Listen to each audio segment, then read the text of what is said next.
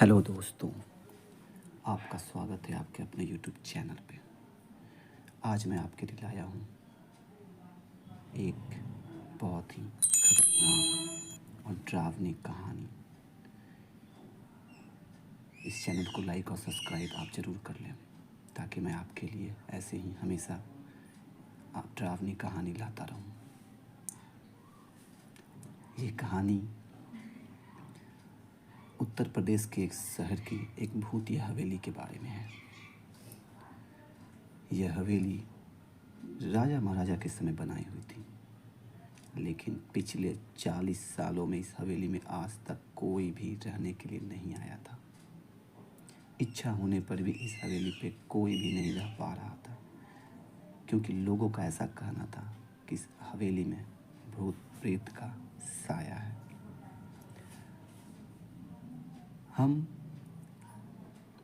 दिनेश को इस हवेली के बारे में जब पता चला तो उसने तय किया कि वो इस रहस्य को जान कर ही रहेगा, क्यों लोग इस हवेली में नहीं आ पा रहे हैं।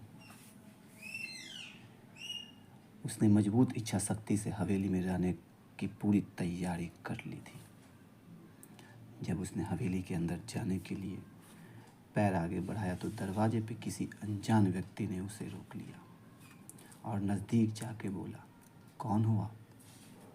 किधर जा रहे हो?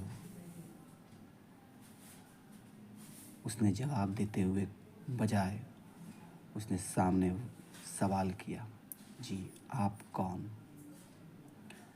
उसने बोला, मेरा नाम राहुल है और मैं यहीं पास में रहता हूँ।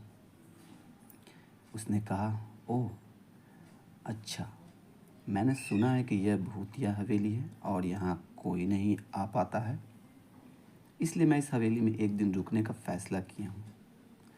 राहुल ने कहा, जी हाँ, आपने सही सुना है और आप भी अंदर मत जाइए।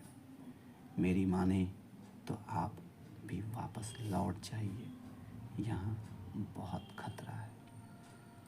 यह सुनकर वह खुश हो गया जैसे उन्हें कोई लॉटरी लग गई हो।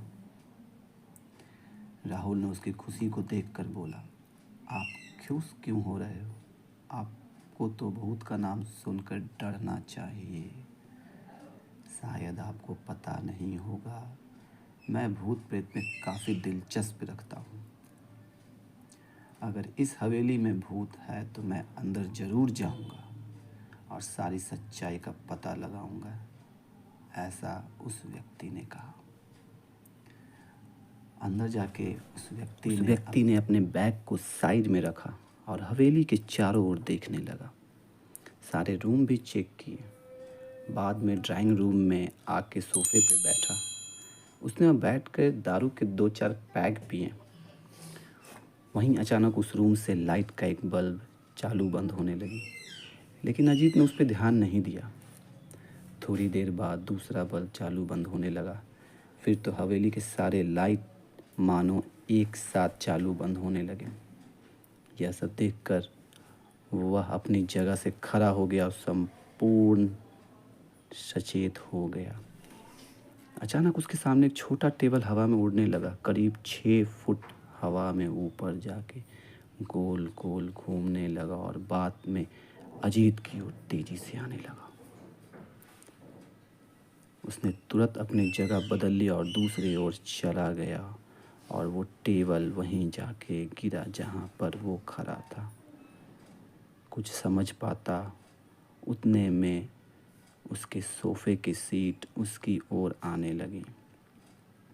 वो जल्द खड़ा हो गया और छलांग लगाते हुए दूसरी ओर कूद गया, जिसके कारण उसका सोफा जाकर दीवार से टकराया, मगर वो बाल बाल बच गया।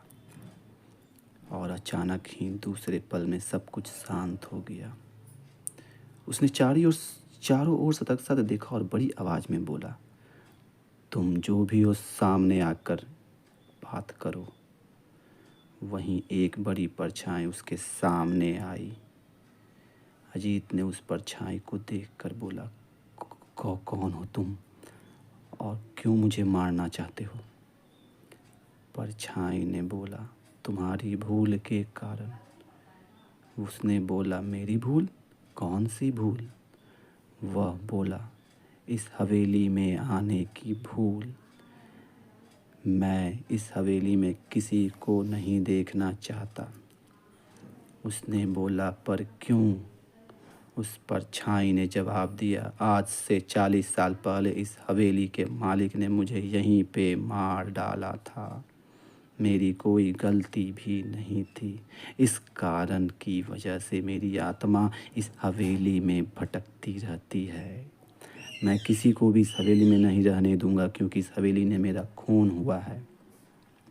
इस हवेली में जो भी रहने के लिए आएगा उसकी मौत होगी। उसने कहा, मैं तुम्हें अपने असली रूप में देखना चाहता हूँ। तुम्हें मारने से पहले मैं तेरी यह इच्छा अवश्य पूरी करूँगी, उस परछाई ने कहा। और उस परछाई ने एक भयानक डरावना रूप ले लिया। उसका चेहरा इतना भयानक था कि एक भी क्षण में ही वह व्यक्ति डर गया, लेकिन दूसरे ही क्षण में उसने अपने आप पे काबू पा लिया। बाद में इसने अपनी जेब में से एक सफ़ेद पाउडर निकाला और उस भूत की तरफ फेंक दिया। भूत के ऊपर वह पाउडर पड़ते ही वो जलने लगा, बड़ी बड़ी ज्वालाएं उठने लगी। वह बहुत ज़ोर ज़ोर से चिल्लाने लगा और बाद में पूरी तरह से जल गया। उसके बाद दिनेश ने चैन की सांस ली और वहीं पर सो गया। दूसरे दिन सुबह जब अजीत को सही सलामत हवेली से बाहर आते देख राहुल को आश्चर्य हुआ। दिनेश से राहुल ने पूछा, तुम कैसे जिंदा हो? तब दिनेश ने राहुल को कल रात को घटी घटना को पूरी तरह से बताया और बोला, अब यह हवेली भूतिया हवेली नहीं रही। दोस्तों, आपको ये कहानी कैसे लगी? कृपया प्लीज़ मुझे कमेंट करके बताएं, और आपको किस प्रकार की और कहानी सुनने पसंद है वो भी मुझे बताएं। आप कहानी तो सुन लेते हो पर लाइक और कमेंट नहीं करते हो। आपका लाइक और कमेंट ही हमें आगे बढ़ने की प्रेरणा देता है। तो प्लीज़ हमारे चैनल को सपोर्ट करें, लाइक करें, सब्सक्राइब करें। मैं दोबारा आपके लिए लाऊंगा एक फिर ऐसे ही भूतिया घटना। तब तक के लिए धन्यवाद।